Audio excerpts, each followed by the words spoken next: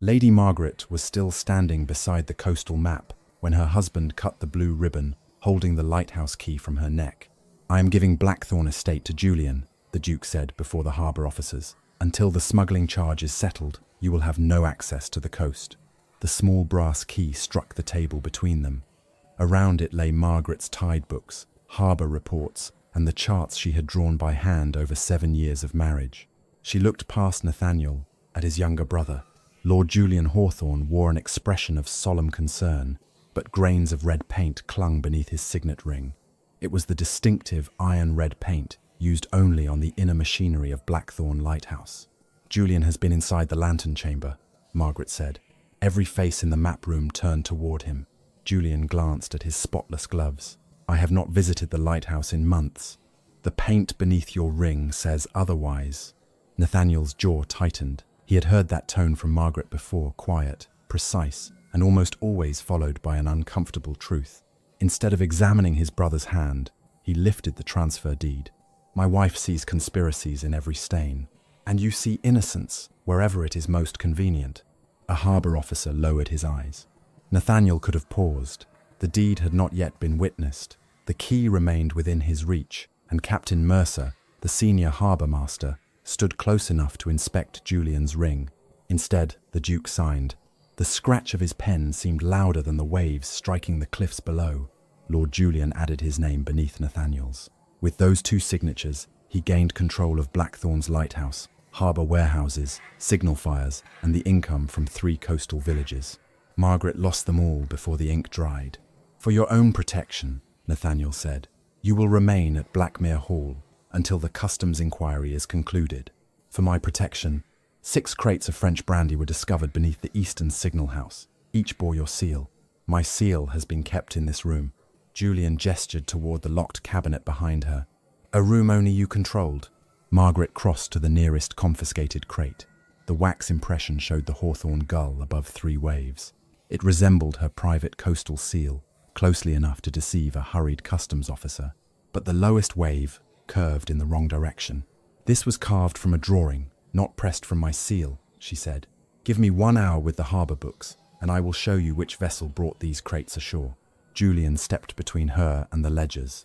"Evidence has already disappeared under your supervision." Margaret's gaze settled on Nathaniel. "Do you believe I am a smuggler?"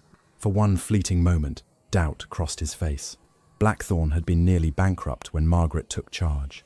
She had repaired the fishing piers, corrected the dangerous charts left by the former surveyor, and used her own marriage settlement to replace the cracked lighthouse lens. Nathaniel knew that the coastal income paying his creditors existed because of her, yet resentment had grown each time the tenants asked for her judgment before his. Julian had fed that wound carefully, praising Nathaniel's authority while calling Margaret's competence an attempt to rule him. "I believe," the Duke replied, "that you have forgotten which of us commands this family." The last fragile hope inside her went still. Margaret removed the ring containing her map room key and placed it beside the brass lighthouse key. "Then command it without my knowledge." She left the room before anyone could mistake her dignity for surrender. 2 armed footmen escorted her to the eastern apartments. Her trunks had already been searched. Drawers stood open, gowns lay across the floor, and the wooden case containing her father's instruments had been emptied. Only his old brass compass remained. Margaret lifted it from beneath a fallen shawl. Her father, a naval surveyor, had taught her that a compass could lie when iron was placed nearby, but water should never pass beneath its sealed glass. A cold drop slid across her palm. There was fresh salt water inside the compass. She opened the back plate. Someone had forced the catch and hidden a narrow strip of damp paper beneath it. 3 numbers had been written in pencil: 12, 7, 2. Margaret recognized them as bearings, not quantities. Together they marked the approach to Widow's Teeth, a reef sharp enough to tear open a warship. Heavy footsteps sounded in the corridor. She concealed the paper in her sleeve just as Nathaniel entered. "A military transport will cross Blackthorn Bay tonight," he said. "The Admiralty has ordered absolute secrecy. 200 men from my regiment are aboard." Margaret's blood chilled. Who plotted its course? Julian's new harbour pilot. Then stop the ship. Nathaniel frowned. "You have not even seen the route. I know where it is being sent." Before she could show him the bearings, a bell thundered across the estate. The windows trembled. Nathaniel turned toward the dark silhouette of Blackthorn Lighthouse. Its doors had been chained after the keeper vanished that afternoon, and Julian had sworn the tower was empty. The bell rang again. Margaret counted every toll as the sound rolled over the cliffs. 7 slow strikes, 2 rapid ones, then 12, deep and deliberate. The sequence was reversed, but its meaning was unmistakable. 1272 was the date Margaret and Nathaniel had married, and the private signal they had once chosen to mean that a vessel had been lured deliberately toward death. Only Margaret, Nathaniel, and one other man had ever known it. Nathaniel's face lost all colour. "That is impossible," he whispered. Margaret looked down at the red paint now smeared across the brass lighthouse key in his hand.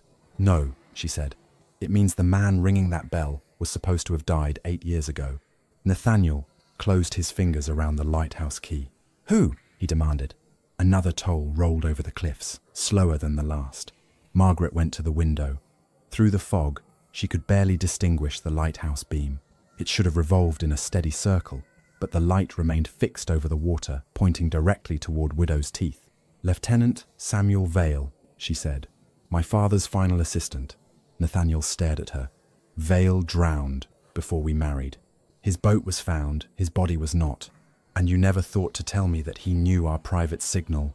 The code came from my father's survey book. Samuel helped devise it for emergencies. I believed he was dead." Nathaniel crossed to the door, but Margaret caught his sleeve. "If you send Julian's men to the tower, whoever is ringing that bell will be silenced. My brother is responsible for the coast now. Your brother has lighthouse paint beneath his ring." The Duke pulled free. "You are under investigation. I cannot act on your accusations alone." Margaret looked at him for a long moment. Then, "Examine the compass." She placed it in his hand without revealing the paper hidden in her sleeve. Salt water moved beneath the glass as he tilted it. "That case was sealed by the maker," she said. "Someone opened it after your men searched my room. They wanted me to find what was hidden inside." Nathaniel's expression hardened. "Or you prepared it before the search." The cruelty was quiet, almost effortless. Margaret took the compass back. "Go then. Ask Julian whether he knows why the lighthouse beam is fixed on a reef." A shout rose from the courtyard. Captain Mercer appeared beneath the window, struggling against 2 of Julian's guards. "My lady," he called. "The troopship has passed the outer buoy." One guard struck him behind the knee. The old harbour master fell onto the stones. Margaret was through the door before Nathaniel could stop her. She descended the staircase with her skirts gathered in one hand. Nathaniel followed, ordering the footman to remain behind. By the time they reached the courtyard, Julian was standing over Captain Mercer. "You disobeyed my command," Julian said. "I commanded the signal crew to light the western fires," Mercer answered. Blood darkened his lower lip. "Someone replaced them with green lamps. The troopship will mistake them for the safe channel." Julian turned when Margaret approached. The red paint beneath his ring was gone. "You should be in your rooms, and you should be saving 200 soldiers. I have already sent riders to the lighthouse. Call them back." Julian smiled without warmth. "You no longer give orders here." Margaret looked toward Nathaniel. This was another moment in which he could choose to protect the truth instead of his pride. "Release Captain Mercer," the Duke ordered at last. Julian's face tightened. "He interfered with an admiralty operation. He served my father for 30 years. He will accompany us." It was not trust in Margaret, but it was enough to create an opening. 4 horses were brought from the stable. Julian mounted first and insisted on leading the way. Nathaniel rode beside him, while Margaret and Mercer followed along the cliff road. Fog pressed against them like wet cloth. "How did Julian know the troopship was coming?" Margaret asked quietly. Mercer glanced toward the brothers. "The Admiralty dispatch arrived sealed at noon. His lordship opened it in your map room. My private seal was stored there, along with the original harbour charts." "Aye, and within an hour, he dismissed the signalman you trained." "Aye." The causal chain became brutally clear. By transferring Blackthorn to Julian, Nathaniel had given him the charts, the seals, the signal stations, and the authority to remove every loyal witness. Margaret touched the damp paper inside her sleeve. "What happened to the lighthouse keeper?" "Mr. Croft came to me yesterday, said the new channel buoys had been moved 3 degrees east. He intended to show you his measurements. He never reached me." No, Julian's men claimed he abandoned his post. A shot cracked through the fog ahead. Julian's horse reared. Nathaniel seized its bridle, preventing his brother from being thrown. A second shot splintered a fence post beside Margaret. "Down!" Mercer shouted. They dismounted and took shelter behind a low stone wall. A man emerged from the fog, carrying a naval pistol. His coat was torn, one side of his face badly scarred, and blood soaked the linen wrapped around his left hand. Margaret recognized his eyes before she recognized anything else. Samuel Vale had not drowned. He lowered the pistol when he saw her. "You received the bearings." "What ship is approaching the reef?" Margaret asked. "The HMS Resolute." Mercer swore. The Resolute was not merely a military transport. It carried gunpowder, naval payroll chests, and sealed orders for Britain's coastal defences. Nathaniel rose behind the wall. "Why is the ship being sent toward Widow's Teeth?" Samuel looked directly at the Duke. "Because Lord Julian sold its cargo 3 months ago. Tonight, he intends to destroy every man who can prove it." Nathaniel's attention snapped toward his brother. Julian was no longer beside his horse. A rider disappeared into the fog, galloping toward the lighthouse. Samuel raised his pistol, but Margaret pushed the barrel aside. "Do not shoot. We need him alive. The troop ship will reach the false lights in less than 40 minutes, Samuel said. "Julian has the only key to the lantern chamber." Nathaniel slowly opened his hand. The brass lighthouse key still rested in his palm. Margaret took it from him and saw the streak of red paint along its teeth. It was not the key she had worn for 7 years. The smallest tooth had been filed away, making it useless in the tower's original lock. Julian had exchanged it before Nathaniel cut it from her neck. Then the lighthouse beam moved. It swept once across the fog and stopped over Widow's Teeth. From somewhere beyond the cliffs came the low boom of a naval signal gun. The Resolute had seen the false channel and had begun its final approach. "We cannot outrun the ship," Captain Mercer said. "Not through this fog." "We do not need to reach the ship," Margaret replied. "We need to move the light." She ran toward the cliff path where Julian had disappeared. Nathaniel caught up and seized her arm before the ground narrowed beside the drop. "The tower key is useless. The front door is not the only entrance." Samuel followed them, limping heavily. "The old drainage passage? My father showed it to me when I was 12. Nathaniel's grip loosened. "You never mentioned a passage. You never asked how the lighthouse survived storm floods." The path descended toward the tower through wet grass and jagged stone. Waves struck the cliffs far below, sending salt spray over the ridge. Behind them, Mercer hurried toward the harbour station to order every available fishing boat away from the false channel. The signal gun sounded again. Margaret counted the interval. The Resolute was closer. When they reached the lighthouse, the outer door stood open. Julian's horse had been abandoned beside it, but 2 armed guards blocked the entrance. "Lord Julian's orders," one said. "No one enters." Nathaniel stepped forward. "I am the Duke of Blackmere, and Lord Julian controls the coast by your signed authority." The words struck more effectively than an insult. Nathaniel had given his brother lawful command only an hour earlier, and now that command was being used to keep him from his own lighthouse. He drew his pistol. Margaret pressed down his arm. "If they fire, Julian will know exactly where we are. He already knows we are coming, but he does not know where we will enter." She led Nathaniel and Samuel around the tower toward the seaward wall. At the base of the cliff, almost hidden by thorn bushes, a rusted iron grate covered a narrow opening. The tide was already washing across it. Samuel knelt beside the lock. This was replaced. Tess. Margaret examined the hinges. The lock was new, but the iron frame surrounding it had been weakened by decades of salt.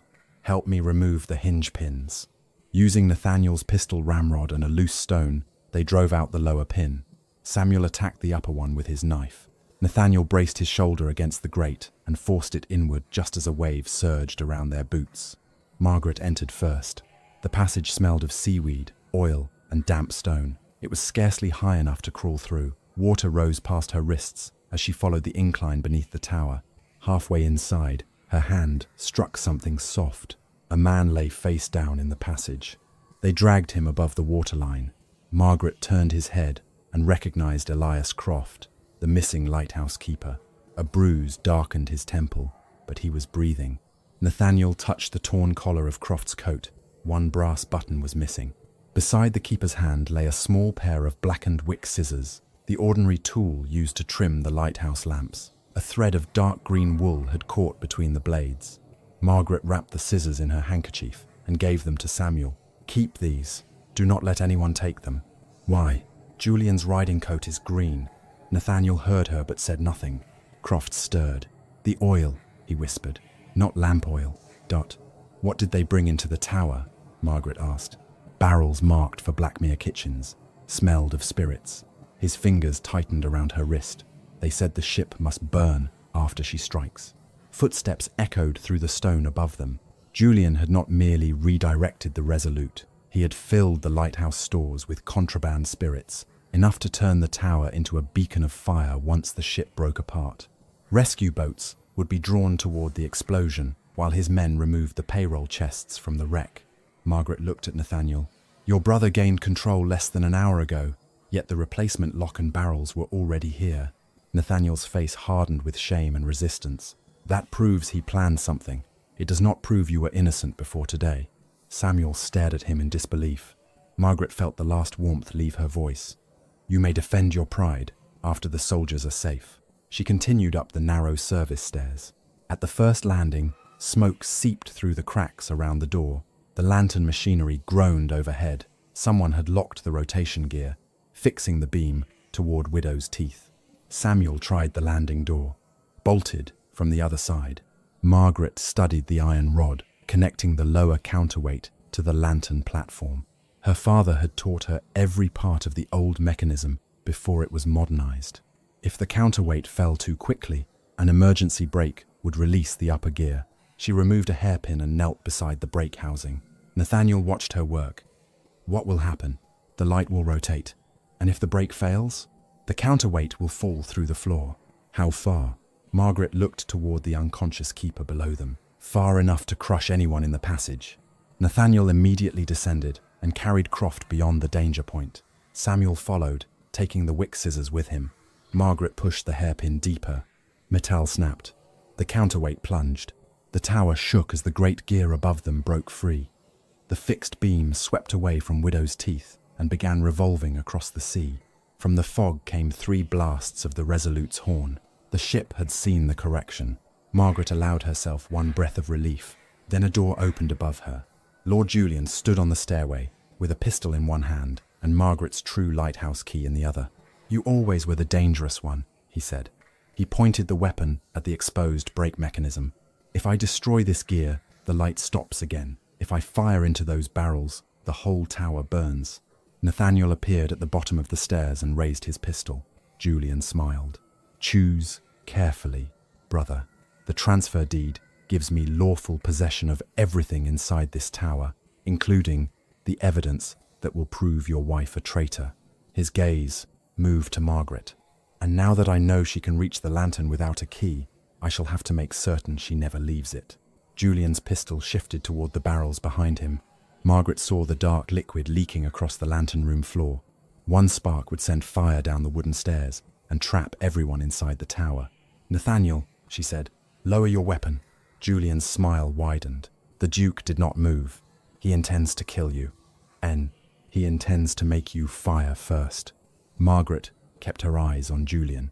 If Nathaniel's shot struck one of the barrels, the explosion would destroy the lighthouse and every trace of what his brother had stored there. Julian would die, but Margaret would be blamed for the smuggling operation, and the soldiers aboard the Resolute would lose their only reliable signal. "Your wife understands the arrangement," Julian said. "She always did think more quickly than you." Nathaniel's face tightened at the old wound. Margaret climbed one step. "You need the tower intact until the ship strikes. If you burn it now, the rescue boats will see the explosion too soon." Julian's finger hesitated on the trigger. That moment was enough. Margaret pulled the emergency release cord running along the wall. A heavy brass shutter dropped between the lantern flame and the great lens. The room plunged into darkness. Nathaniel fired. Julian's pistol discharged at the same instant. The ball struck the gear housing, showering the stairs with sparks, but the lowered shutter kept them from reaching the exposed flame. Margaret heard a body hit the floor. When the revolving beam returned through the fog, Nathaniel was standing over his brother. Julian's pistol lay several feet away, and blood marked the sleeve of his green coat where Nathaniel's shot had grazed him. Julian kicked the Duke's injured knee and lunged through the upper door. Margaret followed as far as the outer gallery. A rope hung from the railing to the rocks below. Julian swung over the edge before Nathaniel could seize him. 2 armed men waited with a boat in the narrow cove. Samuel fired from the base of the tower, but the fog swallowed Julian before the shot reached the water. "Let him go," Margaret called. "Keep the light moving." The gear shuddered beneath her feet. Nathaniel's shot had bent one of its iron teeth. Each revolution produced a violent crack, and the beam slowed. Margaret knelt beside the damaged wheel. "The lens will stop within minutes." "Tell me what you need," Nathaniel said. She tore the stiff boning from the front of her stays and wedged it against the fractured tooth. It would not withstand the pressure for long. "Hold the wheel steady." Together they forced the mechanism through another turn.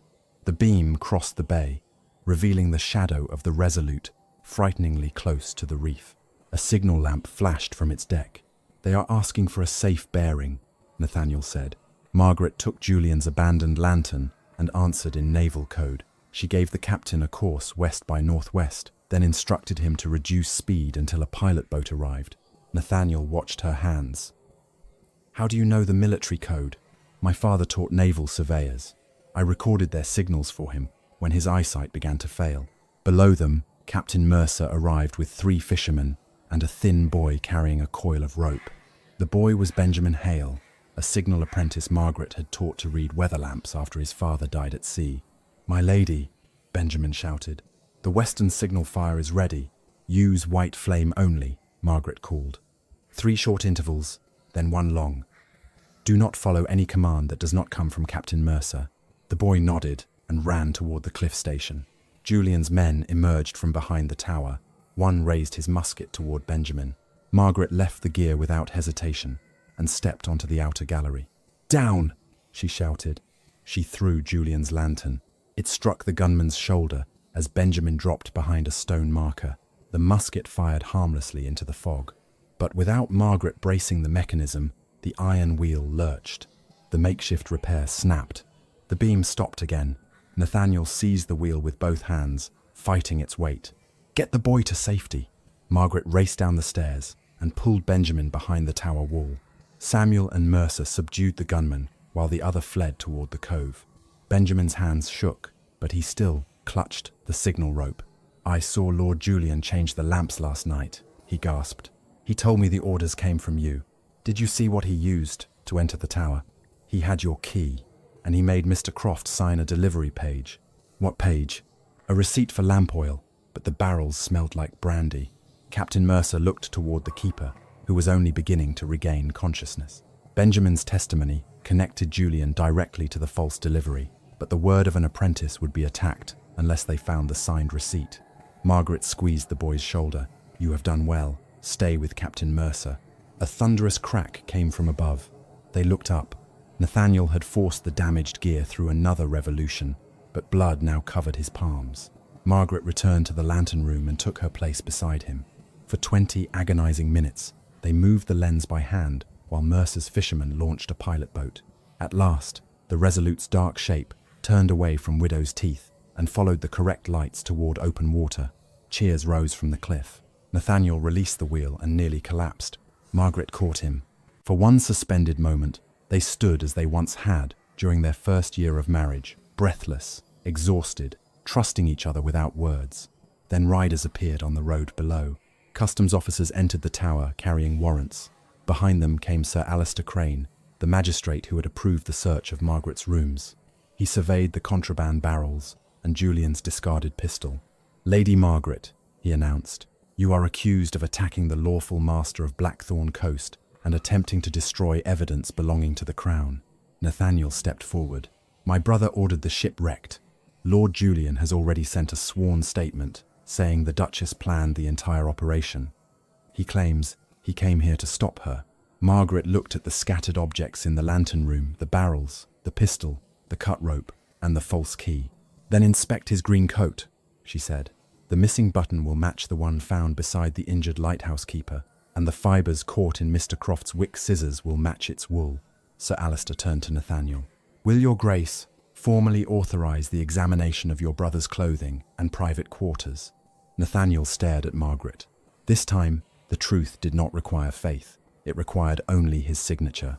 Nathaniel held Sir Alister's authorization form without signing it. Margaret watched the blood from his injured palms spread across the paper. One stroke of his pen would permit the customs officers to seize Julian's coat, search his rooms, and compare the missing button with the one found beside Elias Croft. Your Grace? Sir Alister prompted. Hoofbeats sounded outside. A customs rider entered the lantern room carrying a leather dispatch case. A packet was recovered from Lady Margaret's private desk. He handed it to the magistrate. Inside were 12 letters, tied with grey cord. Everyone appeared to be addressed to Samuel Vale, and everyone bore Margaret's handwriting. Nathaniel took the first letter. My dearest Samuel, it began. Once Blackthorn is under our control, Nathaniel will no longer stand between us. Margaret read the line over his shoulder. I did not write that. The hand is yours, Nathaniel said. It resembles mine. He opened another. It referred to the troop ship, the payroll chests, and the secret approach through Blackthorn Bay. A third promised Samuel payment once the Duke had been publicly disgraced. Julian had prepared more than false cargo seals. He had constructed a complete story in which Margaret and a supposedly dead naval officer were lovers, smugglers, and traitors. Sir Alister examined the dates. These letters extend over 18 months.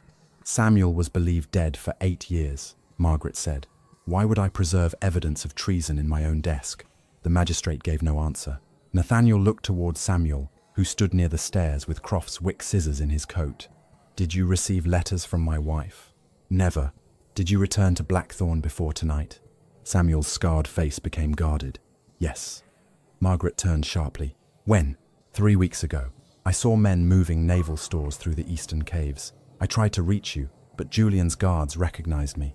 You should have told her, Nathaniel said. I feared anyone near her would be watched. Nathaniel lifted the forged letters. Convenient. Samuel stepped forward, anger flashing in his eyes. Your wife just saved your regiment while your brother fled from his own crime. And you concealed your survival from her. Margaret saw Nathaniel's doubt harden into wounded pride. The letters had found precisely the weakness Julian intended. Not reason, but jealousy, sharpened by years of resenting her independence. She touched Nathaniel's arm. Examine the fibers. Search Julian's quarters. You may investigate Samuel afterward, but do not let those letters stop the only test that can be completed tonight. Sir Alister offered Nathaniel the authorization form again. Nathaniel looked at the true lighthouse key recovered from Julian, then at Margaret standing beside Samuel. He could have chosen evidence. Instead, he tore the form in half. No search will be conducted against my brother until Lady Margaret's correspondence has been authenticated. Sir Alister bowed. Then, as the coastal authority, you must decide whether she remains at liberty. Margaret felt the shape of the trap before Nathaniel spoke. Place her under formal confinement at Blackmere Hall. Even Sir Alister hesitated. Your Grace, that order will transfer all remaining coastal authority to Lord Julian. I understand. No, Margaret said. You understand the words. You refuse to understand their consequence. Nathaniel's face was pale. I cannot ignore letters written in your hand. You ignored paint beneath Julian's ring. You ignored the false key. You ignored a wounded keeper, altered lamps, contraband barrels, and a witness you have known since childhood. Yet 12 convenient letters are enough because they punish me for being useful without your permission. Take care. My care saved 200 men tonight. The customs officers approached. Nathaniel could still revoke the order. Margaret waited until one of them closed, an iron restraint around her wrist. He remained silent. Something inside her finally broke, not her courage, but the belief that their marriage could be saved by offering him one more truth. Captain Mercer, she said, protect Benjamin and Mr. Croft. Do not leave them anywhere Julian's authority can reach. Sir Alister intervened. You may not issue coastal commands. I am not issuing a command. I am asking a loyal man to protect witnesses from the person this Duke has chosen to empower. Nathaniel flinched. As the officers escorted her down the stairs, Margaret passed Samuel. Without looking at him, she loosened the handkerchief wrapped around her other wrist and let it fall. Samuel bent as though retrieving it. Hidden in its folds was the damp strip of paper bearing the bearings 1272. The customs carriage took Margaret back toward Blackmere Hall. 2 mounted guards followed, while Nathaniel rode several yards behind, without speaking. At the gates, the house steward was waiting with another message. Your Grace, Lord Julian, has invoked the authority granted in the transfer deed. He has ordered every coastal ledger, chart, and customs record moved from Blackthorn to the Eastern warehouse before dawn. Margaret turned inside the carriage. He is gathering the records in one place. Nathaniel looked toward the distant coast. For the inquiry. To burn them, the steward swallowed. There is more. Lord Julian has dismissed Captain Mercer and issued warrants for Samuel Vale, Elias Croft, and the apprentice Benjamin Hale. Nathaniel's horse shifted beneath him. Countermand those warrants, Margaret said. I cannot while you remain the principal suspect. You mean you will not? The carriage door closed between them. Margaret was taken to a locked chamber in the north wing. Iron bars had been fitted across its windows long before her arrival, proving Julian had prepared her confinement in advance. On the table sat a single candle and an unsigned confession. It stated that Margaret had forged naval orders, organized the smuggling operation, and seduced Samuel Vale into helping her murder the soldiers aboard the Resolute. Beneath the confession lay a message in Julian's hand. Sign before sunrise, and the boy lives. Margaret moved to the window. Far beyond the estate, a red glow rose over the eastern warehouse. The records were already burning. Then 3 riders appeared on the cliff road below, pursuing a much smaller figure on horseback.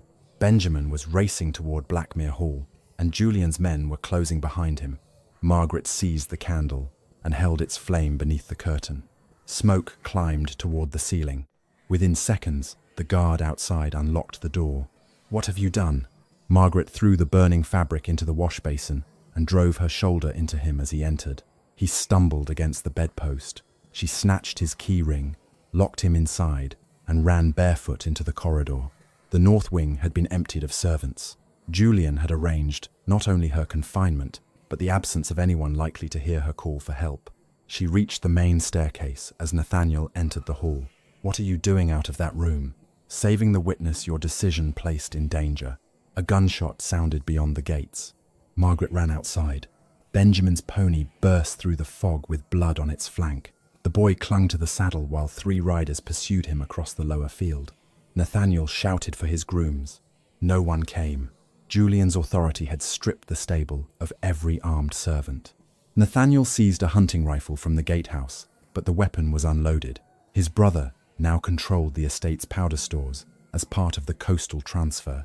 For the first time, the Duke stood helpless inside the consequences of his own signature.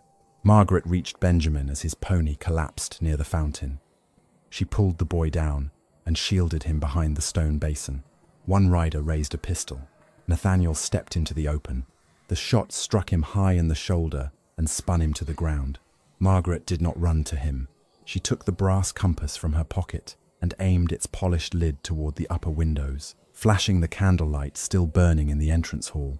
3 short signals. 1 long, the code she had taught Benjamin. A reply flashed from the attic. Several kitchen servants rushed through a side door carrying iron pans, cleavers, and fireplace pokers. Julian had dismissed the armed men, but he had overlooked the women Margaret had trained to recognize emergency signals. The riders turned away rather than face a crowd. Margaret knelt beside Benjamin first. Where are Captain Mercer and Mr. Croft? Captain Mercer sent me ahead. The boy struggled for breath. Lord Julian's men took Mr. Croft near the harbour. Mr. Vale followed them.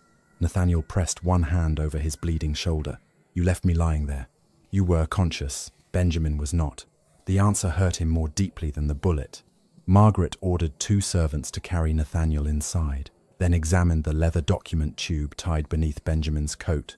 I took this from the warehouse before they set it alight, he said. Inside was a partially burned harbour chart. Most of the coastline had been destroyed, but 3 neat columns of figures remained along one edge. Nathaniel leaned over the table as the household surgeon removed the ball from his shoulder. Ship tonnage? He asked, through clenched teeth. No, Margaret said, sounding intervals. She positioned her father's compass beside the chart. The needle dragged unnaturally toward the left edge of the paper. Iron dust had been mixed into the ink. Her father had once shown her the method used by dishonest chart makers. Magnetic particles concealed beneath painted depth lines could pull a ship's compass several degrees off course. This is why the Resolute turned toward the reef, even before seeing the false lights, Margaret said. Its navigational chart had been prepared to distort the compass. Nathaniel stared at the page. Julian had access to our military charts through my Admiralty office. And tonight you gave him access to the originals at Blackthorn. He is not destroying all the records. He is destroying the evidence of which charts were altered. A servant hurried into the room. Your Grace, the fire has spread from the warehouse to the customs quay. 3 revenue cutters are burning. Another arrived behind her. Men carrying Lord Julian's authorization have seized the naval payroll chests, rescued from the Resolute. They claim the money belongs to the Coastal Inquiry. Nathaniel tried to stand, but the surgeon forced him back. Send the estate guard. You transferred them to Julian's command, Margaret reminded him.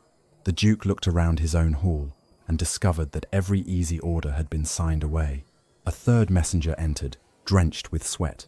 The Admiralty courier has been found dead on the northern road. His dispatch case is missing. Nathaniel closed his eyes. The stolen case contained sealed routes, supply schedules, and defense instructions entrusted personally to him. If they reached a foreign buyer, he would face more than financial ruin.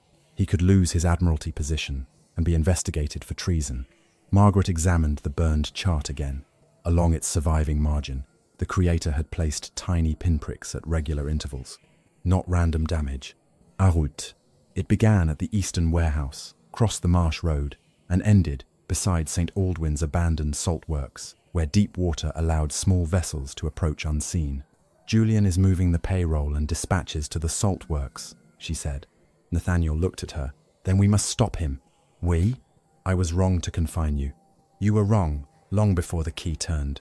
His face tightened, but she did not soften. I will protect the soldiers whose pay was stolen, the coastal families whose homes are burning, and the boy your brother threatened. I will not erase what you enabled. What do you require?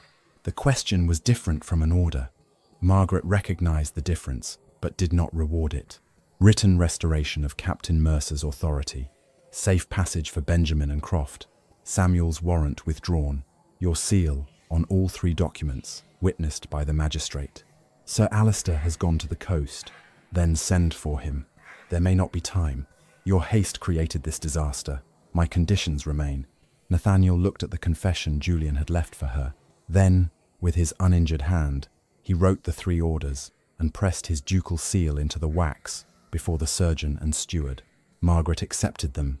A low explosion shook the windows. Red fire rose above the cliffs as another warehouse collapsed. Benjamin pointed toward the burned chart. My lady, I heard Lord Julian tell his men the tide would turn at 3. Margaret calculated the distance to the salt works. At 3, a vessel can cross the outer bar without grounding. He means to leave England. The clock in the entrance hall began striking 2. They had 1 hour to recover the payroll, the Admiralty dispatches, and the witnesses before Julian escaped. Then Margaret noticed a final mark beneath the burned edge of the chart, a small cross drawn beside the lighthouse keeper's cottage. Julian was not taking only documents aboard his ship. He was taking Elias Croft, and Samuel Vale was walking directly into the trap. Margaret left Blackmere Hall, with Captain Mercer's restored authority folded inside her coat. Nathaniel tried to follow. You have lost blood, she said. You will slow us down. My seal allowed Julian to take those men. I will not remain here while you retrieve them.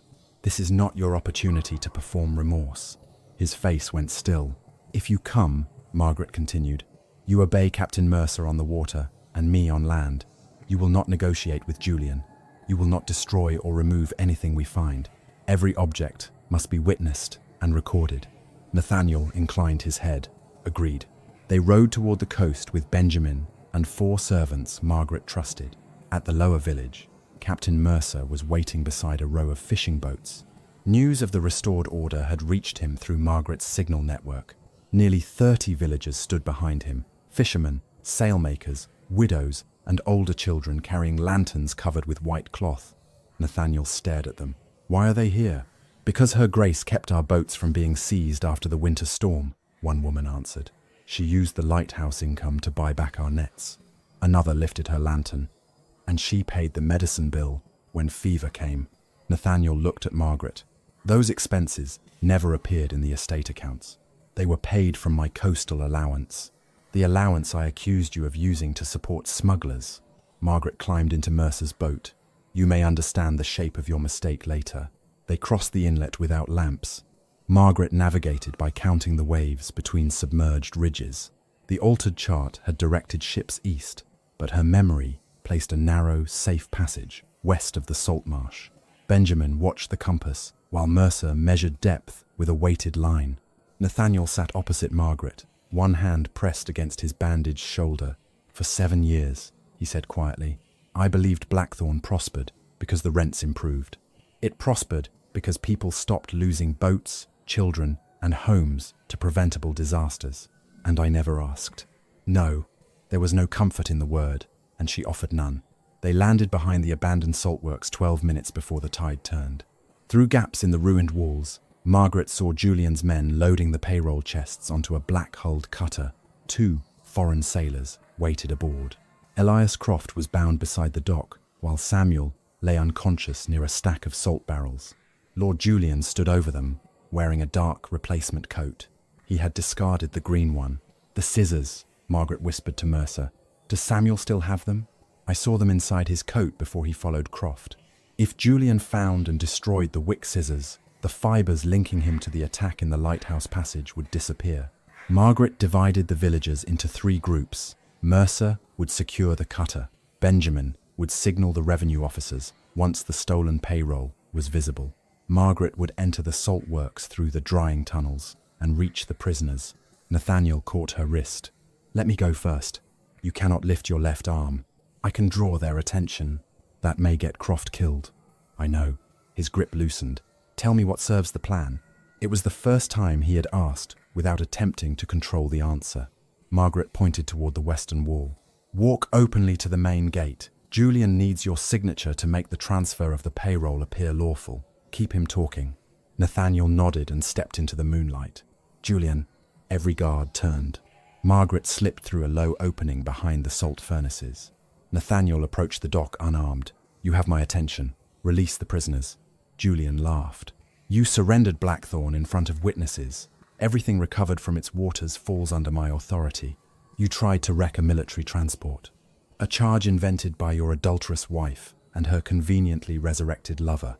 While the brothers argued, Margaret crawled through the drying tunnel.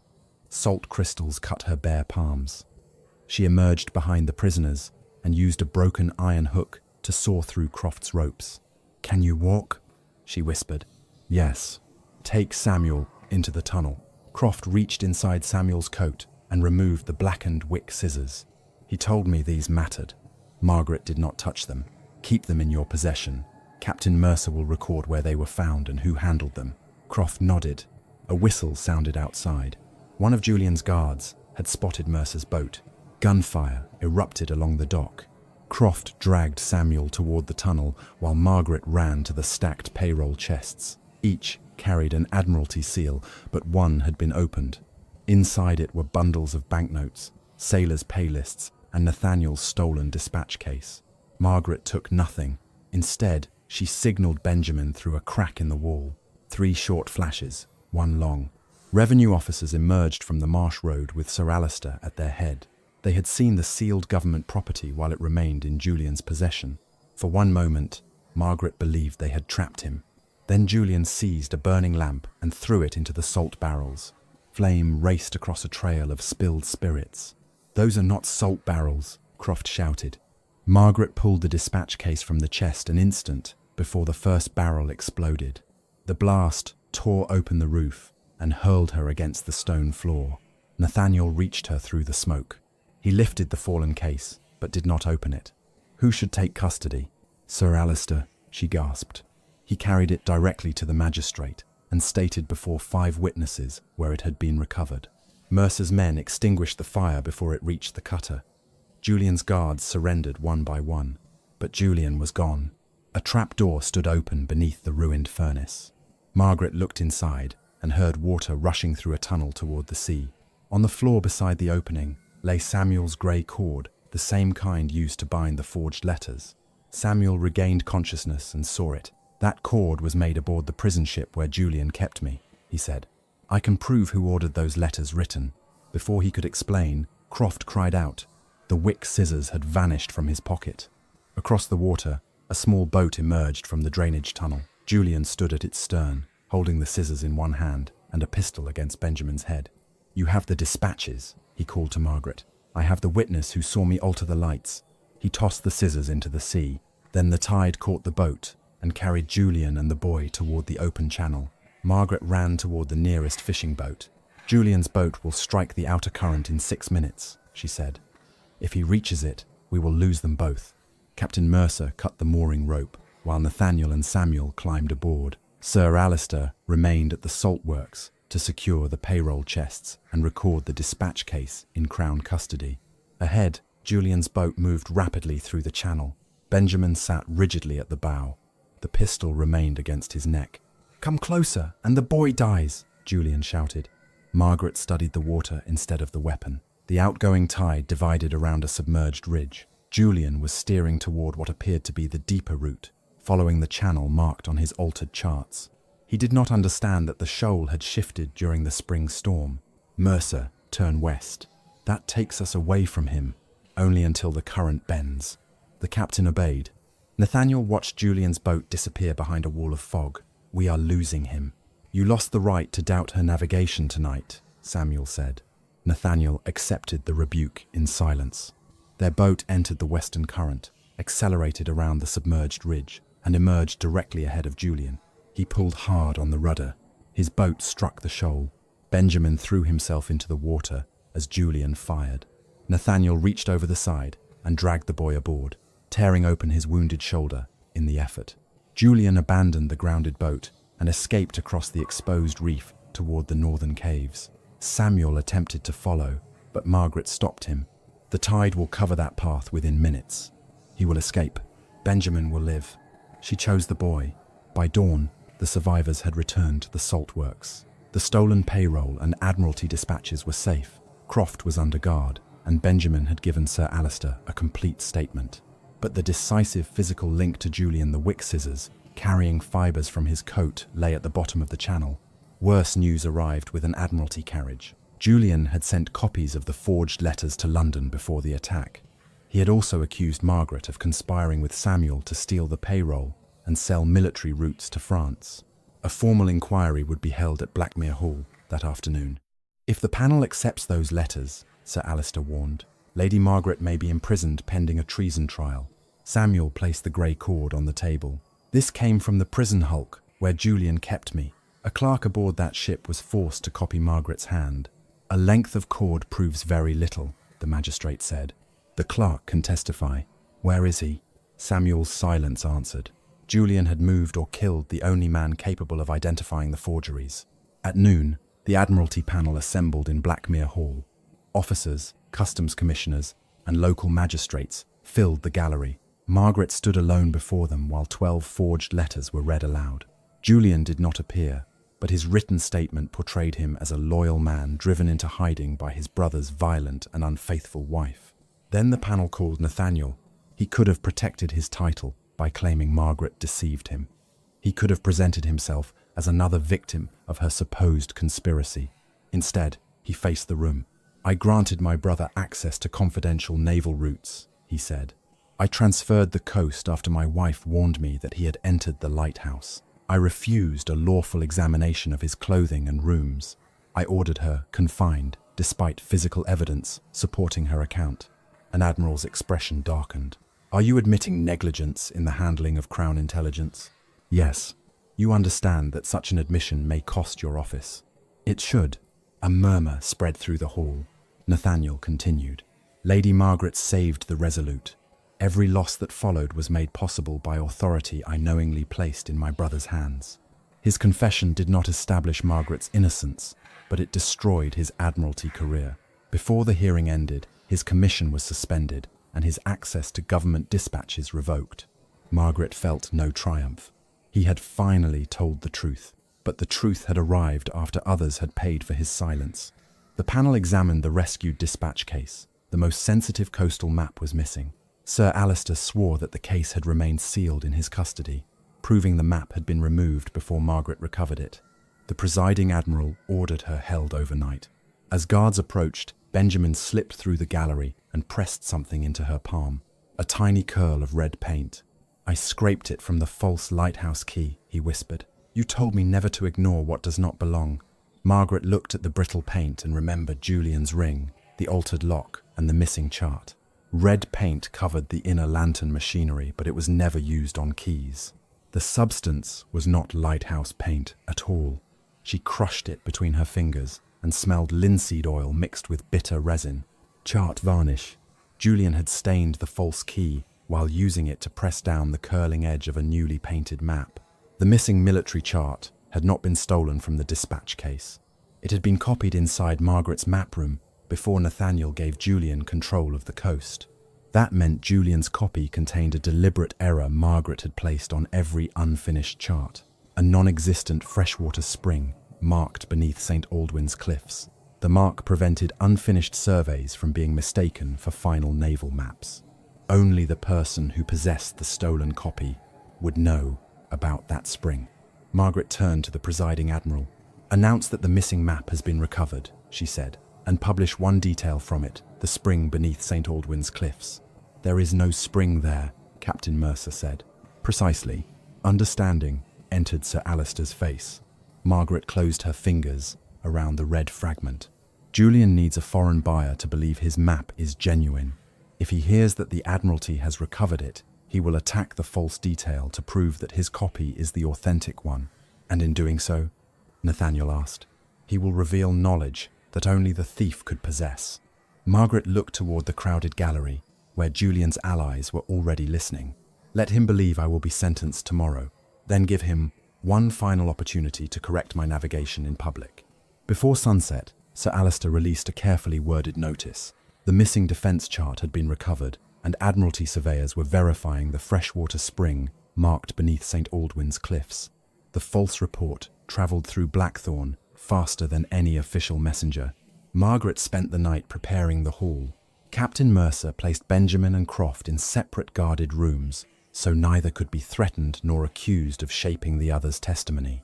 Samuel surrendered the grey cord and the damp strip bearing the reef bearings to Sir Alistair, who sealed both objects before two customs officers. The false lighthouse key was placed beneath glass, beside Margaret's genuine key. The forged letters remained in Admiralty custody. At 10 the following morning, the inquiry resumed. Nathaniel entered without his ducal sash or Admiralty insignia. His suspension had already been announced. He took a seat behind Margaret, rather than beside the panel. She had not asked him to stand with her. The presiding admiral opened the hearing. Before Margaret could speak, the doors swung wide. Lord Julian walked into the hall, wearing a black coat and carrying a rolled naval chart. Two solicitors accompanied him. "I have returned voluntarily," he announced, "because my brother's wife is about to corrupt an Admiralty inquiry with another falsehood." A murmur swept through the gallery. Julian presented himself as a persecuted whistleblower. He claimed Margaret had manipulated Samuel, invented the altered lamps, and used loyal villagers to steal Crown property from his lawful custody. "The so-called recovered chart is hers," he said. "It contains a fictional spring at St. Aldwyn's. The genuine chart contains no such mark." The Admiral leaned forward. "How can you know what appears on the recovered chart?" "Because I supervised Blackthorn's coastal records after the transfer. For less than 1 day," Margaret said. "The unfinished defence survey was stored in my locked map cabinet before that transfer." Julian smiled. "A cabinet your lover could have opened." Margaret did not react to the insult. "Show the panel your chart." He unrolled it across the long table. The coastline was beautifully rendered. Depth markings, reef positions, and harbour approaches appeared beneath a smooth coat of varnish. St. Aldwyn's cliffs contained no spring. "This," Julian declared, "is the genuine naval survey." Margaret walked toward it but did not touch it. "Captain Mercer, when was the final depth measurement taken at the northern reef?" 3 days ago." "And when did Lord Julian's authority begin?" 2 nights ago." She pointed to the chart. "Yet his supposed final survey includes that measurement." Julian answered quickly. The figures were sent to me in advance. By whom? Your signal apprentice. Benjamin was brought into the hall. The boy looked frightened, but his voice remained clear. I never gave Lord Julian any measurements. I saw him changing the lighthouse lamps. Then he threatened to send me to see if I spoke. Julian laughed. The boy owes Lady Margaret everything. His testimony has been purchased with charity. Margaret let the insult settle before calling Elias Croft. The keeper described being struck in the drainage passage and seeing Julian's green coat before he lost consciousness. He identified the false delivery receipt for barrels labelled as lamp oil. Julian's solicitor objected. The physical evidence, allegedly taken from Lord Julian's coat, was conveniently lost at sea. That is correct, Margaret said. Therefore, I will not ask the panel to convict him on the missing fibres. Julian's confidence returned. Margaret presented the 2 lighthouse keys. The larger key is mine. The smaller one was substituted before my husband removed it from my neck. Nathaniel stood. I took the false key from Lady Margaret and carried it personally to the lighthouse. Julian later displayed the genuine key inside the lantern chamber. You did not see me exchange them, Julian said. No, Nathaniel replied. My testimony proves only my own failure to inspect what I took from my wife. He did not attempt to claim more than he knew. Margaret turned the false key beneath the glass. Red residue remained inside its deepest groove. The panel was told this was lighthouse paint. It is not. It is map varnish made from linseed oil, pine resin, and red mineral powder. I used that mixture only on unfinished surveys, so they could be distinguished from approved charts. She gestured toward Julian's map. The same faint red tint showed along its lower edge. Julian shrugged. You varnished many charts. Yes, including the preliminary survey stolen from my cabinet. It contained the fictional spring. After copying the coast, you removed that mark from your version because you knew no spring existed. That proves nothing. It proves you possessed my unfinished survey before the transfer, but the letters you forged prove more. Sir Alistair opened the sealed packet and removed the 9th letter. Margaret read one sentence aloud.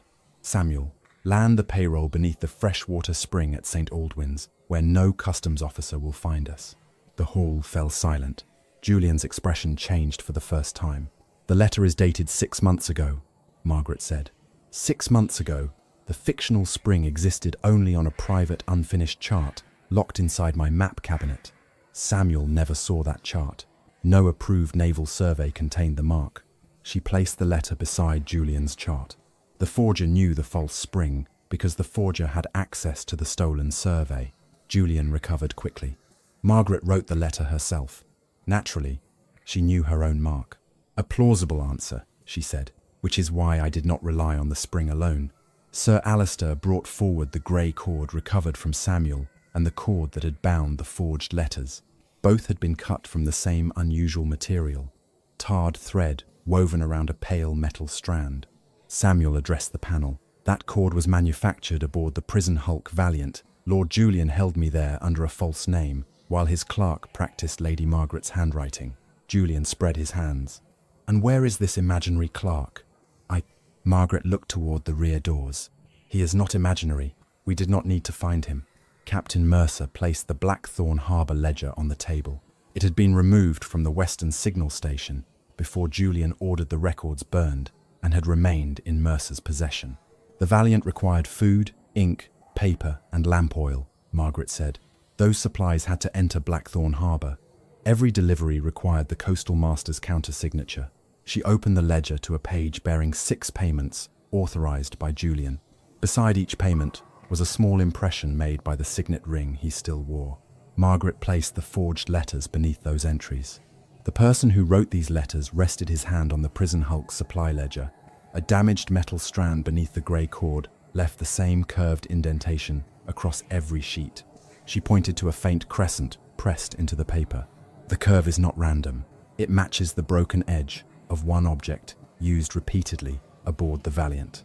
Sir Alistair lifted a sealed evidence box recovered from Julian's cabin at the salt works. Inside lay a brass writing guide with a crescent-shaped fracture along its lower edge. Julian went white. The Admiral reached for the box. Margaret stopped him. One final authentication remains.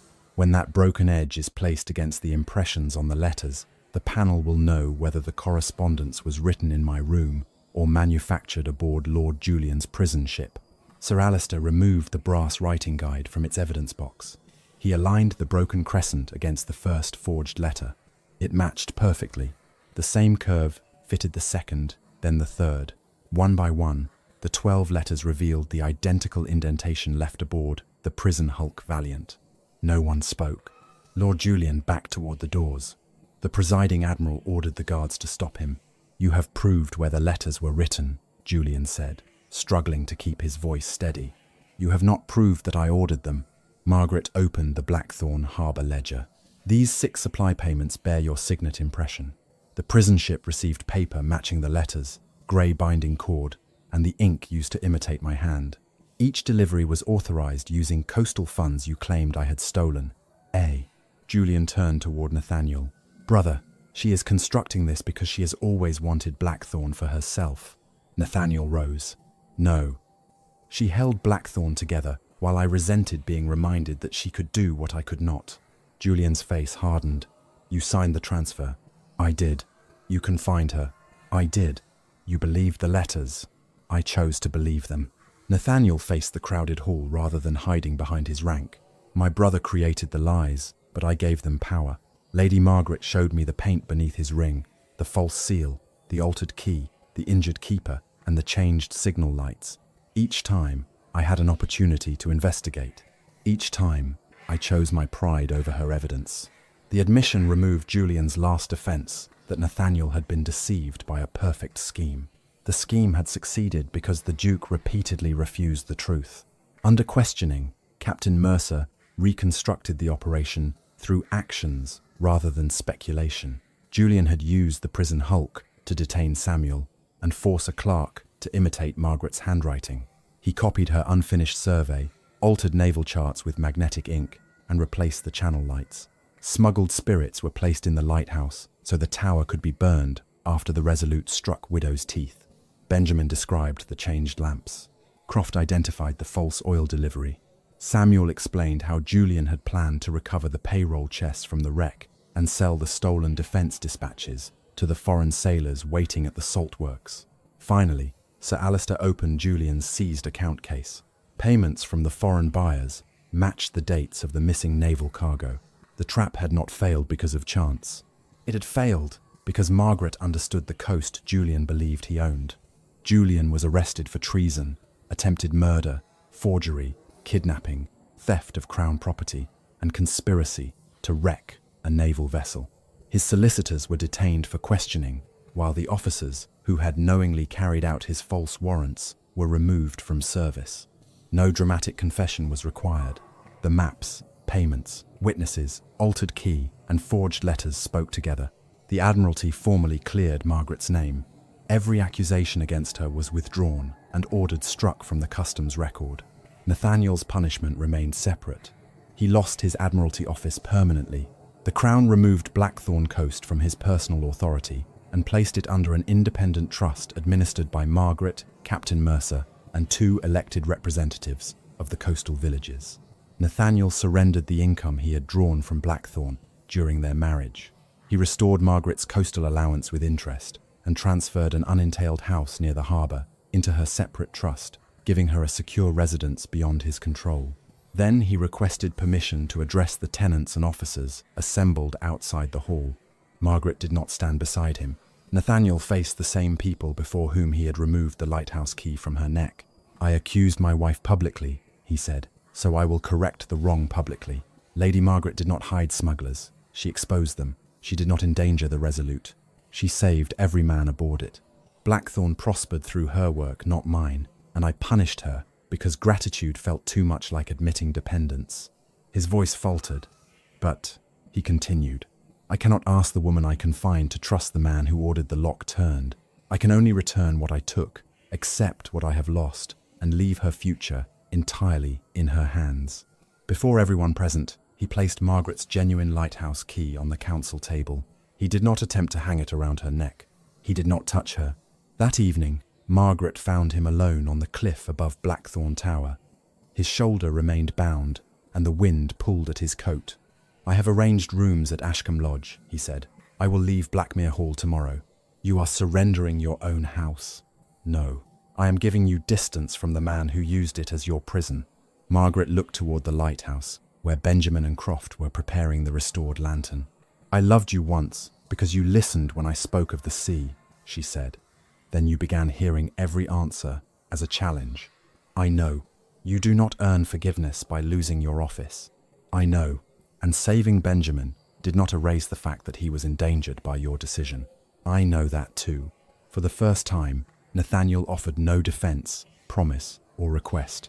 Margaret removed the torn blue ribbon from her pocket. She had kept it not as a symbol of their marriage, but as proof of the moment she stopped waiting for him to choose her.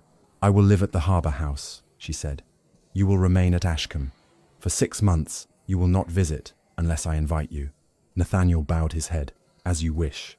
You may write once each month. Do not write about regret. Tell me what you have repaired. A fragile hope crossed his face, but he did not mistake it for forgiveness. And after 6 months? He asked.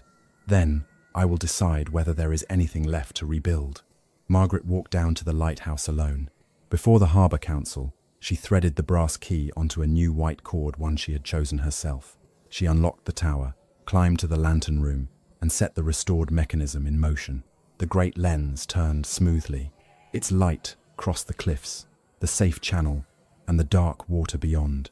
Nathaniel remained below the threshold, exactly where she had told him to wait. When the beam returned, Margaret opened the tower door, not wide enough to promise him a place inside, but wide enough to show that the choice now belonged entirely to her.